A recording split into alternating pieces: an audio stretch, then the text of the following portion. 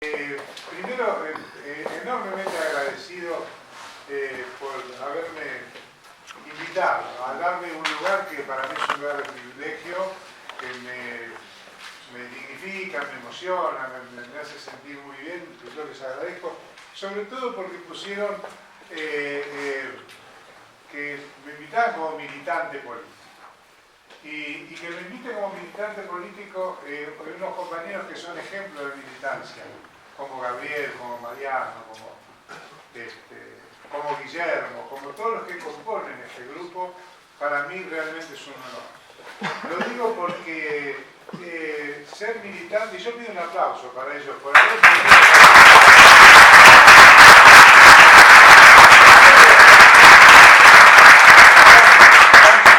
también, que eso también es algo muy lindo y muy gratificante para nosotros que ya tenemos algunos años, o unos kilómetros, como digo yo, para que no me pregunten la edad. Pero hoy voy a decir alguna cosa de la edad porque voy a decir alguna cosa del 55 que yo presencié. Así que me voy a tener que delatar por esta linda charla. Voy a poner, como sé que tengo unos minutos, a ver si la comida cuenta. Sí. Bueno, así puedo enhebrar un poco la charla. Estoy un poco enojado. Tuve que ir al acto que hacemos todos los 9 de junio en el cementerio. Me voy a permitir coincidir con el enojo porque después van a tener 2 disertaciones. Habrá que me haya puesto en este lugar con 2 disertantes de esta calidad intelectual y humana, yo también les agradezco. Pero hoy me tocó reemplazar al intendente en el acto del cementerio, y entonces uno se acuerda mucho de esto, ¿no? Porque este día es un día muy trascendente. Pero es muy trascendente el día de hoy y es muy trascendente hoy este día. Porque hay mucha similitud que seguramente los disertantes que continúan lo van a analizar más agudamente.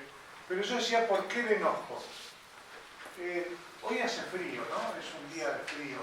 Seguramente fue un día de frío también, ¿no? En José León Suárez. Un día de frío que fueron a buscar a gente inocente a una pizzería, a un lugar, a una casa, en una situación absolutamente irregular, de un gobierno que se decía que iba a ser gobierno para expulsar al tirano, que después llamaban tirano prófugo, y porque querían recuperar la legitimación institucional. Y ellos secuestraron, torturaron y mataron a personas inocentes, muchos de los cuales ni siquiera tenían casi conocimiento de lo que pasaba en el sentido de la contrarrevolución, como se le llamaba. Y sin embargo, lo hicieron. ¿Pero saben por qué lo hicieron? Nos parece. Porque ellos querían dar un ejemplo de violencia, un ejemplo de miedo, un ejemplo que sirviera para aplacar ese ánimo colectivo que había generado el peronismo. Y lo hicieron arriba y abajo. Mataron a las cabezas, al general Valle y a los que estuvieron algo que tuvo salvo acá en La Plata, muy poca significación en términos de combate, porque estaba infiltrado, porque ya lo conocían, y los que estuvieron en ellos, aunque ya lo sabían, siguieron valientemente su derrotero de demostrar la disconformidad absoluta del pueblo argentino y de un sector del ejército con este golpe artero. Y además un golpe ajeno a nuestra nacionalidad. Como hay muchos jóvenes, yo quisiera, es difícil hablar de esto poco, pero es tan contundente lo que pasó en esa época, el 55. ¿El 55 qué es? Yo me había notado hoy a la tarde algunas cosas del peronismo. ¿El peronismo qué hace acá? Porque cuando aparece el peronismo lo que cambia el país. Cambia el país. Perón advierte lo que era el protagonismo que necesitaban los sectores más humildes, advierte y los trae consigo a gobernar. Perón fue un visionario. Modifica la visión política, el peronismo, permite la irrupción del pueblo postergado, instituye derechos y protege, construye una conciencia colectiva sobre la dignidad y la igualdad de los hombres, plantea una comunidad organizada con espacio para el capital y para el trabajo. Fíjense todas las cosas que construyó el peronismo. Fortalece el rol del Estado, de lo público, los hospitales, la educación, etc. Compárenlo con el tiempo de hoy, con lo que está pasando y lo que están pensando. Como un principio de la física y de la filosofía universal, plantea el equilibrio. Es un camino a la igualdad. Nacionaliza el transporte, bueno, todo lo que ya sabemos del peronismo. Plantea una economía de producción y de consumo interno. Se aleja de la Argentina agroexportadora, que era la patria para unos pocos. Da trabajo, construye, elabora un proyecto, hace un plan quinquenal. Todo eso era una cuestión absolutamente irritativa para los sectores de poder, que son los mismos de hoy, compañeros, son los mismos de hoy y que se disfrazaron de diferente manera para tratar de que el peronismo no siguiera su derrotero revolucionario en la Argentina. En todas las épocas. Nosotros hoy, por ejemplo, estamos hablando de la resistencia. ¿Qué es la resistencia? La resistencia es la reacción del pueblo argentino, al principio inorgánica, al principio sin mayores elementos que la combinaron unos con otros, para resistirse ¿a qué? A este poder económico tremendo que lo que intentaba era silenciar la voz del pueblo argentino. ¿Por qué? Porque ese silencio lo que le permitía, y lo que quieren hacer ahora también, es no trabajar o trabajar sin un criterio de igualdad. La distribución de la riqueza es la base de esto, es la base del 55, es la base de lo que yo creo, perdónenme que hable en términos singulares, pero muchos creemos seguramente que es el odio. Acá hay odio en la Argentina. La Argentina se construyó institucionalmente con dos vertientes, federales y unitarios, que representaban distintas cosas, algunas mezcladas, pero durante todo el siglo XIX en la Argentina hubo guerras, enormes guerras, fratricidas, murió muchísima gente. Nosotros vivimos en una ciudad que es en la prenda de unión de los argentinos, por eso se fundó esta ciudad de La Plata, para acabar con las guerras intestinas, pero lo que no acabó es el odio. El odio que pareciera ser un odio de clase, es un odio económico. Es como pensar, compañeros, en lo que están llamando ahora los sociólogos, que están estudiando el odio a la pobreza. Es un odio a la pobreza, es un odio al crecimiento de un sector de la sociedad que irrumpe para reclamar por sus derechos. Entonces, el peronismo le dio derecho, le dijo al hombre, tenés dignidad, tenés derechos. ¿Y saben qué es lo más importante del peronismo a los muchachos más jóvenes? Que las cosas no volvieron a ser como antes, nunca más. El obrero que pisó un hotel en Mar del Plata, como iba yo cuando era chico, cuando me llevaban mis viejos a un hotel con alfombras y que te servían y te daban todos los cubiertos grandes, que vos lo veías plateado, con un plato así grandote que no habías visto en tu vida, vos después dijiste, esto es mío. Esto me pertenece a mí también. Esto saben que lo dijo un gran compañero nuestro, Manolo Urriza. Un día en el partido dijo, Manolo dijo que deberíamos tener un aplauso con un gran compañero.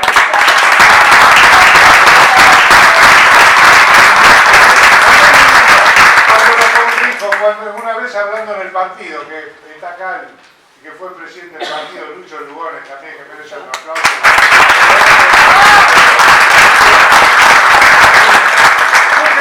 ¿Saben por qué creo en los aplausos? Porque creo en el reconocimiento. Y creo que esta es una lucha que continúa. Es una lucha que no debe terminar de ninguna manera. ¿Dónde está la equivocación de esto?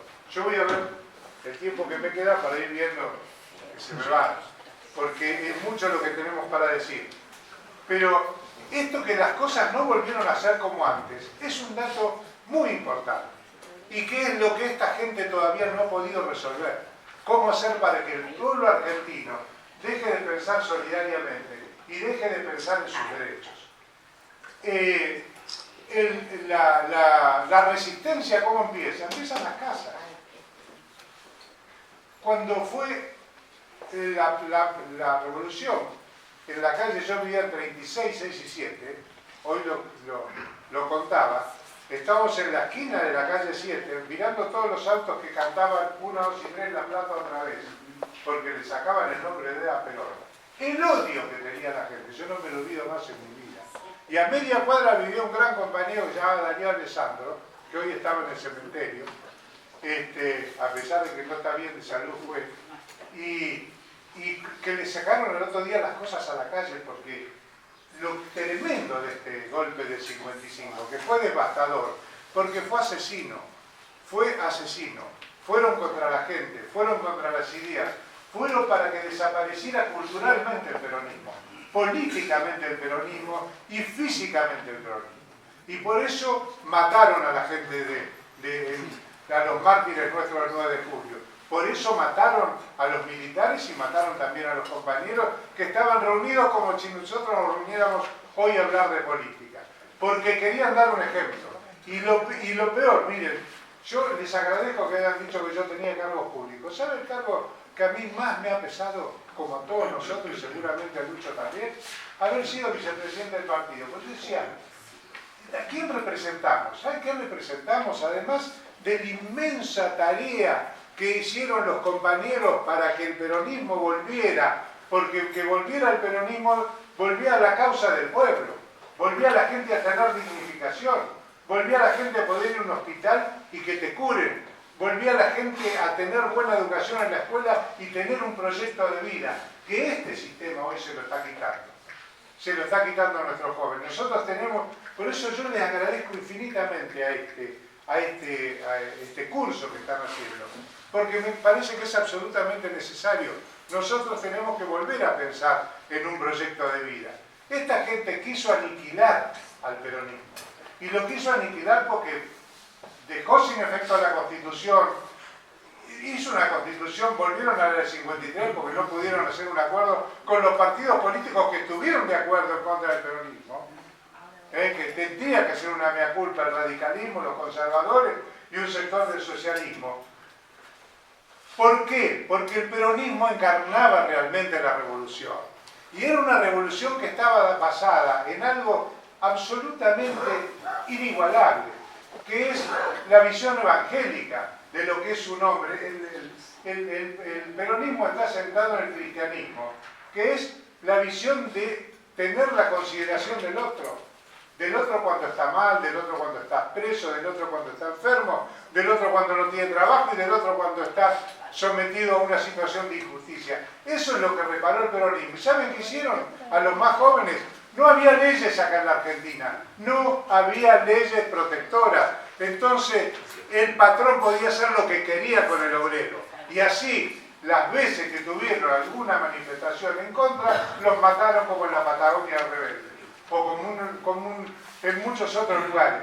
Y lo peor de esto, por eso es importantísimo este curso, y por eso hablo un poco así, porque yo estaba enojado, porque digo, ¿cómo puede ser que nosotros, tantos años que fuimos también gobierno, estos hechos hayan estado tan silenciados?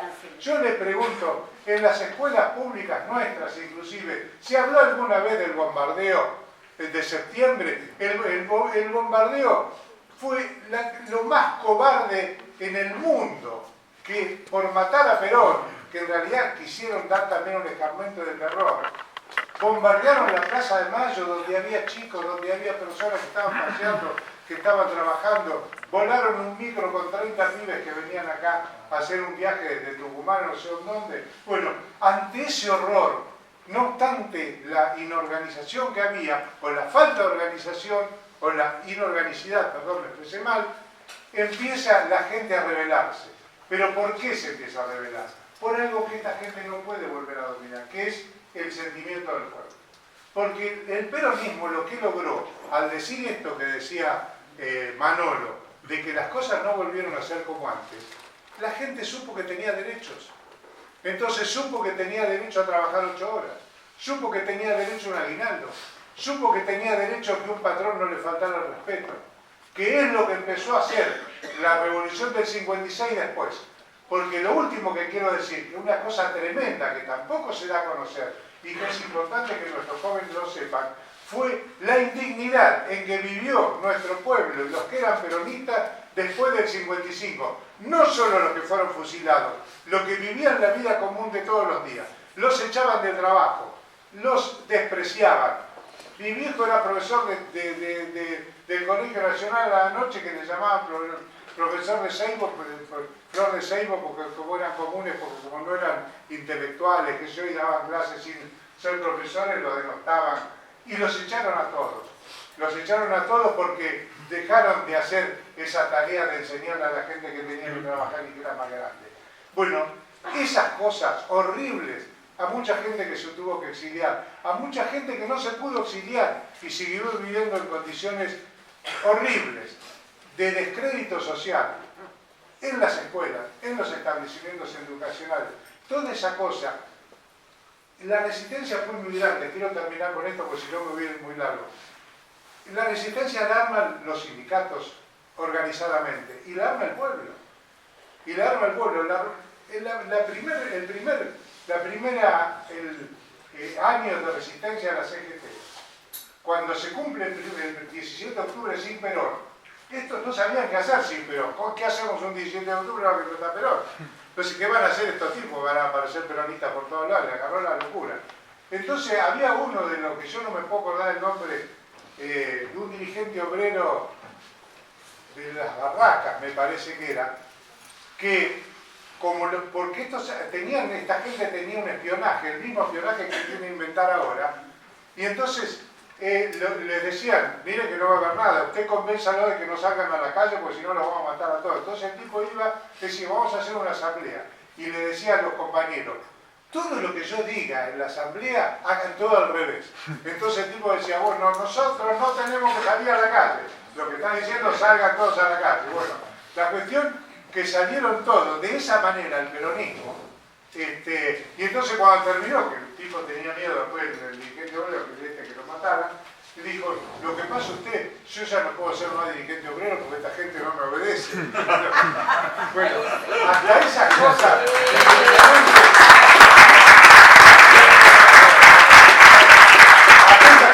impresionantes hizo el peronismo para estar en vigencia, en una situación de mucho miedo, porque no solo fue el fusilamiento, no solo fue la masacre, que también es importantísimo que nosotros tengamos presente que si no fuera por Rodolfo Walsh, esto se hubiese, quizás los años que hubiese estado todavía ignorado, no se habló más de esto.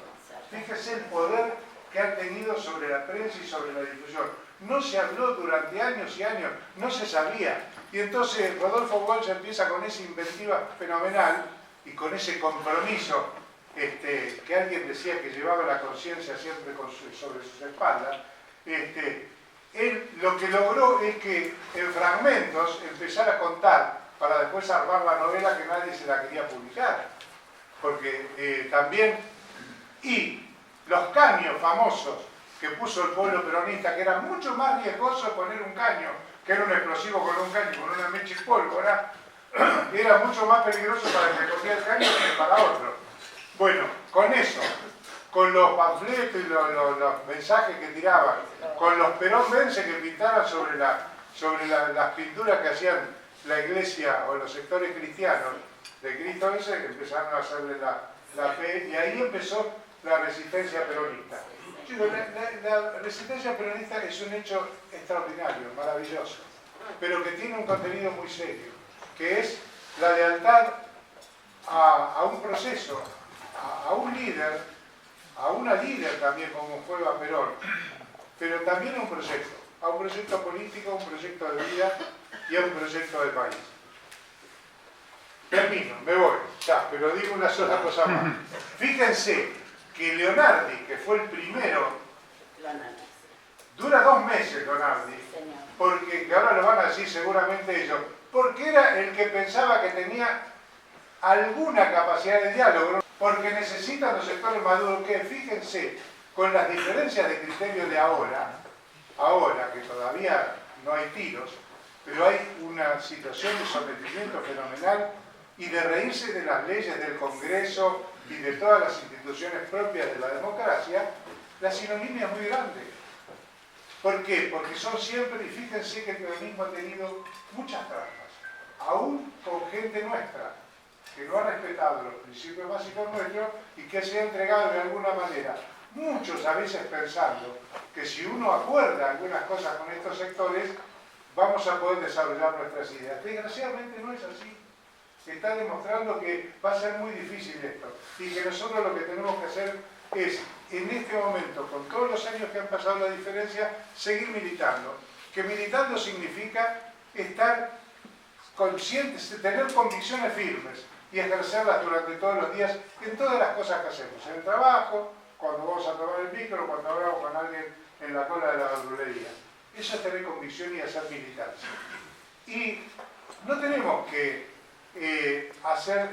tenemos que ayudar a que todos nuestros jóvenes no se dejen llevar por esta difusión negativa de la política y de la participación de la gente en la política, porque ese sería el error más grave. Porque el proyecto final de esto es fragmentar a la sociedad, que haya una suma de individualidades, donde cada uno no tenga un proyecto político. No va a tener sindicatos, no vas a tener formas de unirse, por eso es maravilloso. Esto es como si estuviéramos nosotros en esa época haciendo esas reuniones secretas donde la gente se ayudaba unos a otros, se daba valor y decía, sigamos adelante, porque en realidad la lucha no es un periodo, no es por un periodo institucional. Este es el sentido de la vida.